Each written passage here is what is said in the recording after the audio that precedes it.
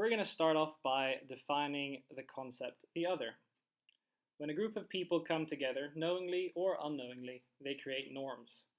These norms will be seen as essential characteristics for individuals within the group.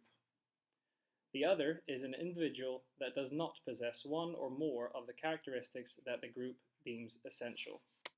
These characteristics can be a multitude of different things, such as race, nationality, religion, social class, sexual orientation, etc. The other, not possessing one or more of these, will be perceived as fundamentally different from the group, and will therefore not belong.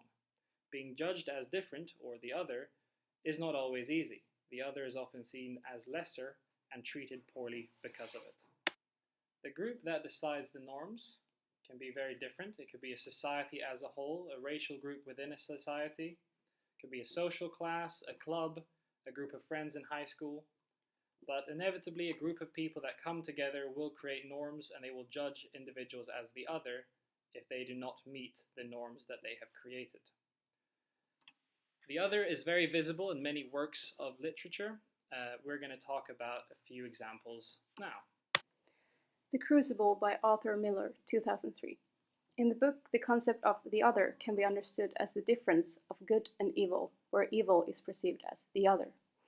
An example to this is taken from Act 1, page 45, where Tituba is being accused for witchcraft, and in order to save herself, she confesses and gives the names of the people she claims to have been with the devil. Shortly after, Abigail also joins in with the confessing. Abigail talking. I want to open myself. They turn to her, startled. She's enraptured, as though in a pearly light. I want the light of God. I want the sweet love of Jesus. I danced for the devil. I saw him. I wrote in his book. I go back to Jesus. I kiss his hand.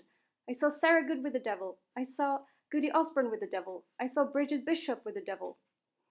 In this case, being seen as a witch or someone who is working with the devil can be seen as the other. Things Fall Apart by Achebe Chinua. In the following two examples, the concept of the other will be shown by presenting how the Igbo people viewed the white missionaries. The first example is from chapter 16, when the first white man came to the village. I quote, "Stories about these strange men had grown since one of them had been killed in Abam and his iron horse tied to the sacred silk cotton tree." End quote. Here's a clear example of how the Igbo people viewed the white missionaries as something rather strange, and therefore as the other. The second example is also from chapter 16. When the missionaries tried to explain Christianity to the Igbo people, they responded with laughter. I quote, "These men must be mad," they said to themselves. End quote. This is another example of how the Igbo people thought the white missionary was mad, and therefore viewed as the other. The Fifth Child by Doris Lessing. The first instance where you get a glimpse of how the characters either set themselves apart from a group or reject an individual is seen in the very beginning of the novel. I quote, "He made them feel uncomfortable. Not Harriet. She knew his look of watchful apartness mirrored her own." End of quote. This sentence describes how Harriet and David both identify as outsiders and observers, as well as how they fit into and are perceived by a larger group. An additional quote that strengthens the concept of the other in The Fifth Child is as follows. "He's a little child," she said. "He's our child." "No, he's not," said David finally. "Well, he certainly isn't mine." End of quote. Here, in this excerpt, it is clear that David considers Ben to belong with the other, and not the family per se. David rejects Ben as his son and belittles him as a human being. Fallen Angels by Tracy Chevalier. In Fallen Angels, we can find many examples of the other. Kitty Coleman is viewed as the other by her mother-in-law and by Mrs. Waterhouse, since she is not interested in the traditional role of a woman in a family. In the beginning of the novel, when the Colemans first meet the Waterhouse, Kitty is dressed in blue instead of black like the rest of the participants in the ceremony.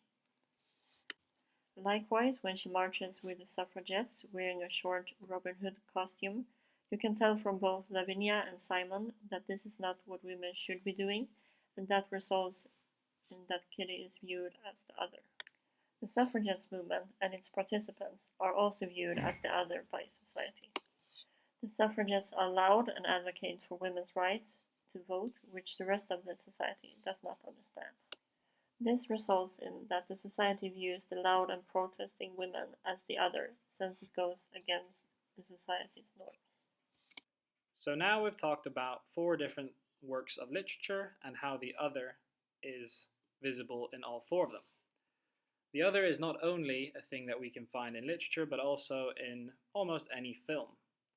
If you take Harry Potter, for example, Harry Potter is portrayed as being very different from the rest of the people.